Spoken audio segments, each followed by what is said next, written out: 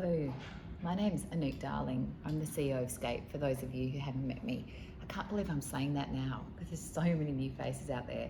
And today is International Women's Day. And of course, I think every day should be International Women's Day. But truly, it's a day for everyone because we've all got a role to play. Women, men, gender neutral, gender fluid, binary, non-binary, we're all here together as one community. And it's about breaking the bias. And there's many places we can look to and learn from in terms of breaking the bias, particularly our First Nations people. When you look at their enriched, deep sense of community and how they collectively respected their environment, and most importantly, women's business, which they heralded as the givers of life and also the caretakers of life, a magnanimous role that was celebrated in their culture. And with that in mind, I'd like us to pay our respects to their land, because it always will be and always has been their own. We are only custodians, so take that with great respect and remember our place on the First Nations land, wherever you're standing, in whatever state of Australia. Now, that sense of community and breaking the bias was carried forward last night, which is probably why I'm a little bit mumbly. We had an event and the Senator Honourable Penny Wong, Foreign Minister, or Shadow Minister for Foreign Affairs, I should say, and leader of the opposition party in the Senate, spoke. And what an incredible woman. I think about women around us that are doing incredible things in terms of breaking the bias. And Penny is one of them that stood out in terms of her progressive thinking around collective community, social reform. She's a Malaysian woman, married to a woman with children, and she just returned from Mardi Gras.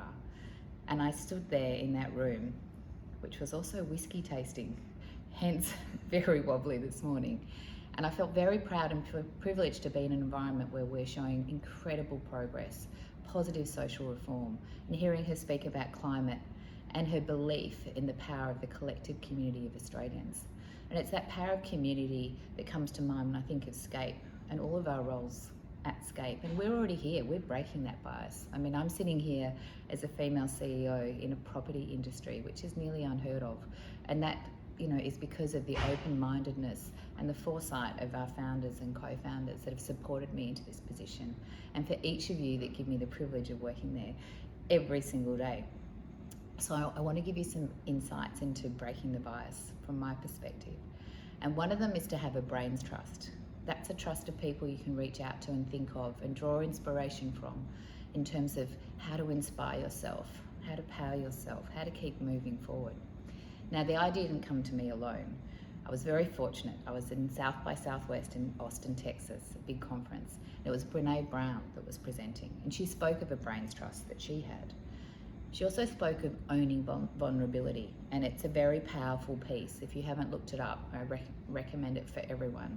Because if you can show vulnerability and not show fear, or actually be fearful and show your vulnerability, you will progress immensely through life. We can't always be strong leaders, uncrumbling, unwavering. We're human and we have to show vulnerability and collectively pick ourselves up together. Now, there are other people in my brains trust, and some of them are not with us any longer, unfortunately. People like Maya Angelou and her words as an African-American poet that inspired so many people. Particularly, you might remember, it was her words about people will not remember your actions, they will not remember what you said, they will remember how you made them feel. And that's something I carry with me often. And I think also Amanda Gorman, in her inauguration poem, said incredible things about being powerful enough to see the light and also to be the light. And I think particularly on this day about breaking the bias and for International Women's Day, I do want to say one message to my female colleagues out there, and that is to be absolutely fierce about your convictions, and where you can, be resilient and hold fast to those values, because you need to be resilient. But most importantly, in your actions, show kindness. Let's break the bias together.